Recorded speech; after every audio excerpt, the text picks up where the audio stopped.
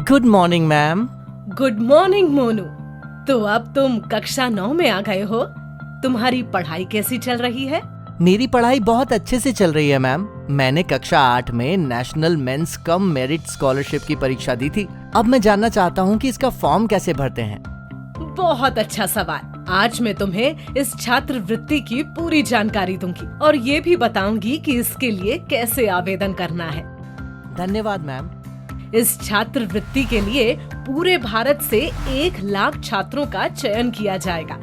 जो छात्र प्रतियोगी परीक्षा में पास होंगे उन्हें हर साल 12,000 रुपए की मदद मिलेगी। अगर कोई छात्र 8वीं कक्षा में पढ़ रहा है तो वो इस परीक्षा में भाग ले सकता है। परीक्षा पास करने के बाद कक्षा 9 में NSP पोर्टल पर छात्रवृत्ति के लिए ऑनलाइन आवेदन करना होता है। आवेदन जमा होने के बाद छात्रवृत्ति मिल जाती है। बाकी सब छात्रवृत्तियों की तरह ये छात्रवृत्ति भी नेशनल स्कॉलरशिप पोर्टल के माध्यम से ही दी जाती है। बच्चों, ये भारत सरकार का एक बहुत ही महत्वपूर्ण पोर्टल है जहां से सभी छात्रवृत्तियां आसानी से और समय पर विद्यार्थियों को दी जाती हैं। अब मैं तुम्हें रजिस्ट्रेशन से लेकर आवेदन तक की पूरी प्रक्रिया चरणवार समझाऊंगी। ये पोर्टल हिंदी और अंग्रेजी दोनों में उपलब्ध है। सबसे पहले अपने वेब ब्राउजर में जाएं और ये वेबसाइट खोलें। अब OTR प्रक्रिया को पूरा करने के लिए सबसे पहले विद्यार्थी गण सेक्शन पर क्लिक करें। यहाँ आपको 3 विकल्प नजर आएंगे: घोषणाएं, OTR और छात्रवृत्ति के लिए आवेदन करें।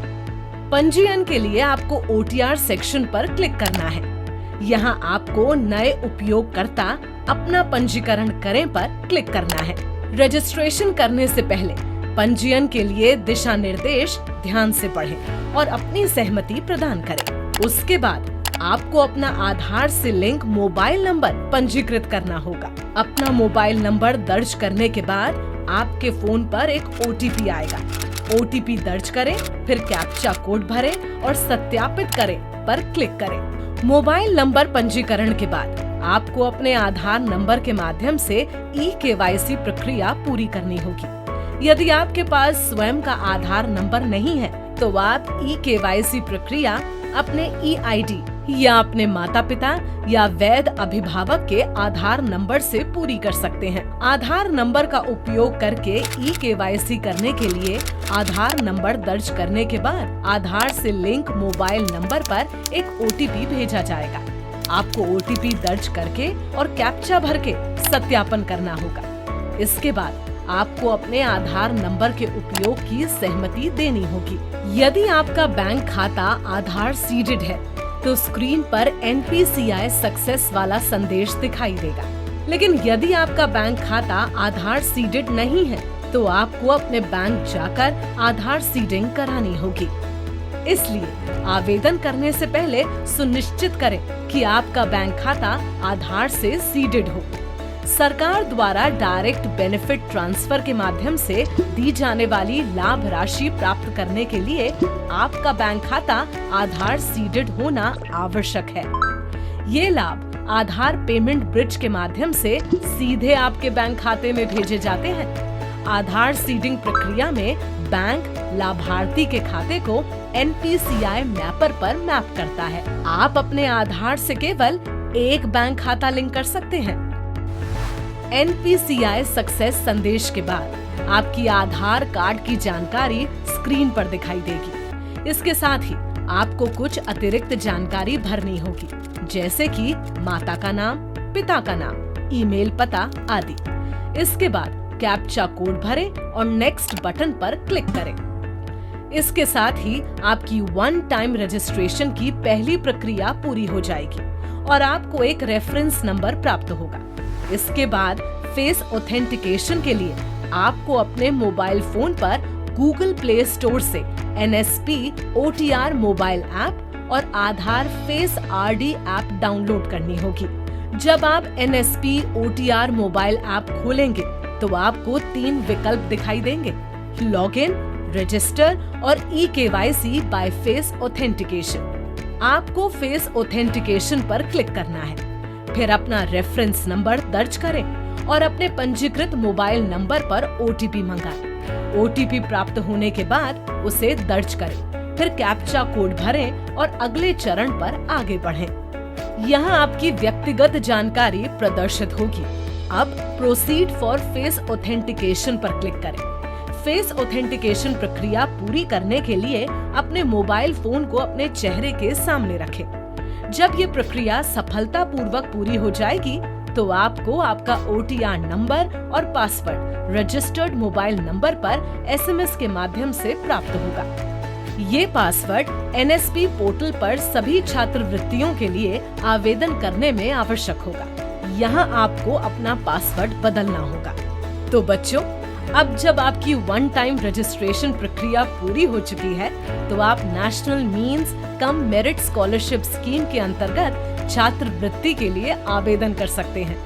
हम पहले ही इस छात्रवृत्ति के लिए आवश्यक पात्रता मानदंड पर चर्चा कर चुके हैं।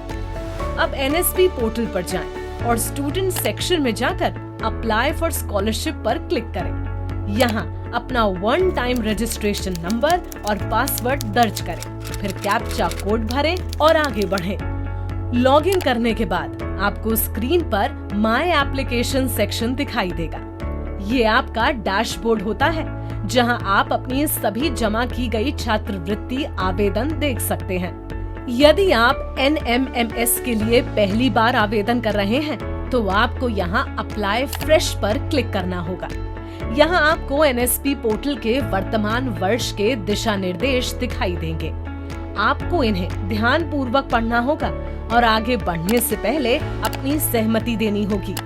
आवेदन करने से पहले आपके पास 2 प्रमाण पत्रों की डिजिटल प्रतियां तैयार होनी चाहिए। पहला, जाति प्रमाण पत्र, यदि आप किसी आरक्षित श्रेणी से संबंधित हैं। दूसरा, माता पिता की आय प्रमाण पत्र। और इसके बाद आपको स्क्रीन पर सबमिट योर एप्लीकेशन विकल्प दिखाई देगा। इस अनुभाग में आपको निम्नलिखित कार्य करने होंगे। सबसे पहले अपनी सामान्य जानकारी भरें, फिर अपनी शैक्षणिक जानकारी प्रदान करें। उसके बाद एप्लीकेशन स्पेसिफिक डिटेल्स के अंतर्गत नेशनल मींस कम मेरिट स्कॉलरशिप का चयन करें और सबमिट करें। अंत में आवश्यक दस्तावेज अपलोड करें और आवेदन पत्र जमा करें। इसके बाद आपको अपना आवेदन पहचान संख्या प्राप्त होगा।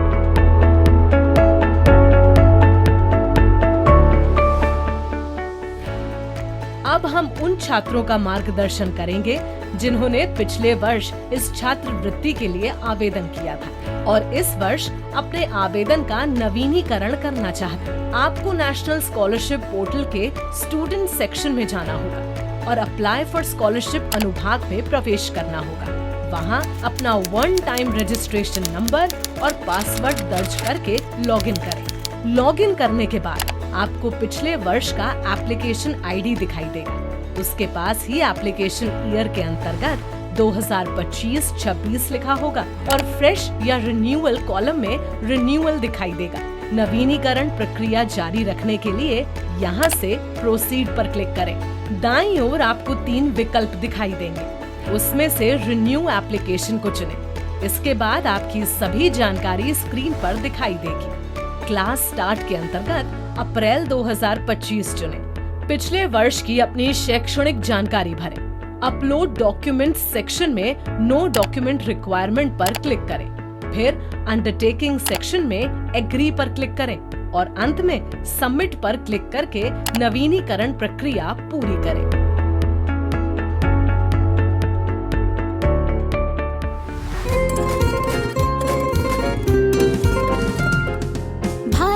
शिक्षा मंत्रालय सोच अनूठी लाया है। छात्रवृत्ति की चर्चा सुनकर मन सबका हर्षाया है। शिक्षा मंत्रालय